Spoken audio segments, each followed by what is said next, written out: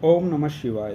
हर हर महादेव। आज हम आपको भगवान शिव के अवतार भगवान भैरव के बारे में बताएंगे। भैरव यानी कि भय को हरने वाला।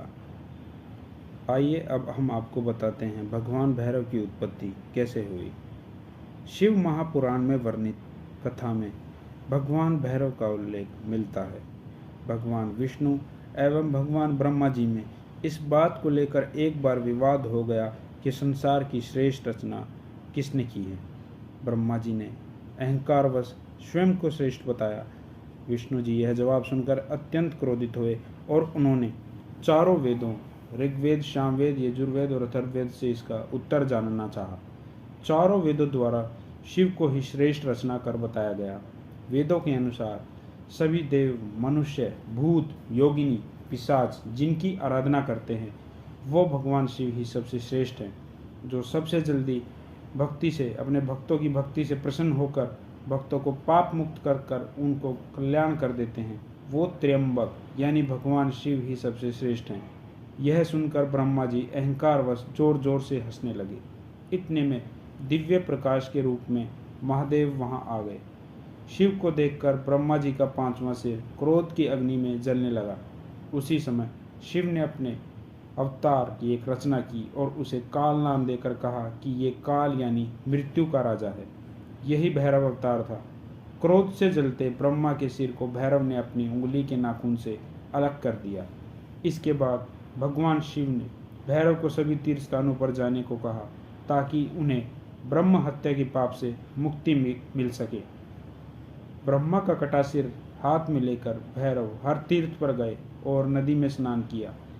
जब भैरव काशी पहुँचे तो भगवान भैरव के हाथ से ब्रह्मा का सिर नीचे गिर गया और भैरव पाप मुक्त हो गए। जहाँ ब्रह्मा का सिर गिरा उसी स्थान को कपाल मोचन तीर्थ कहते हैं। तब से ही भगवान भैरव वहीं स्थापित हो गए और इन्हें काशी का कोतवाल कहा जाने लगा। काल भैरव के रूप का वर्णन। भगवान शिव के क्रोध से उत्पन्न भैरव श्याम रंग के हैं। इनकी 4 भुजाएं हैं जिनमें वो त्रिशूल, खप्पर, खड़ग एवं नरमुंड धारण किए हुए हैं। उनकी सवारी श्वान यानी कि कुत्ता है। भैरव शमशानवासी हैं तथा ये भूत प्रेत, तंत्र, क्रियाओं एवं योगिनियों के स्वामी हैं। भैरव उपासना के अनुसार भैरव के 2 स्वरूप हैं, बटुक भैरव और काल भैरव। इनमें से बटुक भैरव जहाँ अपने भक्तों का कल्याण करने के लिए सौम्य स्वरूप में विख्यात हैं, वहीं दूसरा स्वरूप काल भैरव आपराधिक प्रवृत्तियों पर नियंत्रण करने वाले प्रचंड नायक के रूप में विख्यात है। कहा जाता है कि प्राचीन काल में औरंगजेब के शासनकाल में काल भैरव के मंदिर को तोड़ने की हिम्मत औरंगजेब भी नहीं कर पाया था।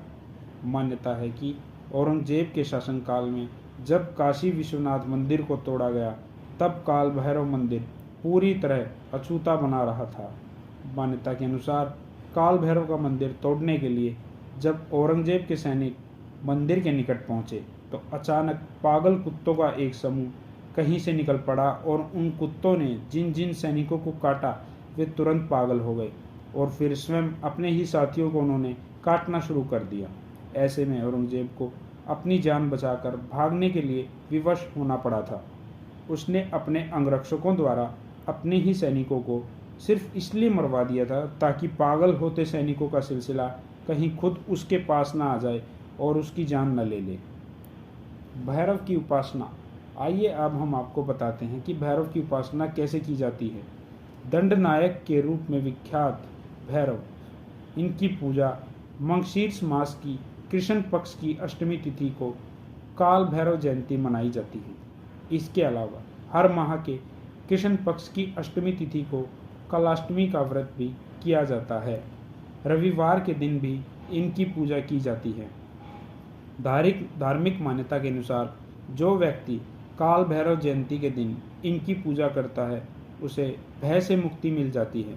इनकी पूजा में काले तिल, उड़द अर्पित किए जाते हैं तथा ओम काल भैरवाय नमः का जाप एवं काल भैरवाष्टक का पाठ भी किया जाता है। काल भैरव जयंती के दिन भगवान शिव की पूजा करने से और शिवलिंग पर जल चढ़ाने से भी भगवान काल भैरव प्रसन्न होते हैं। कहते हैं कि काशी में भगवान भैरव आज भी विराजमान हैं और आज भी वो काशी के कोतवाल हैं। भगवान भैरव आप सबका कल्याण करें। ओम नमः शिवाय। जय महाकाल। हर हर महादेव।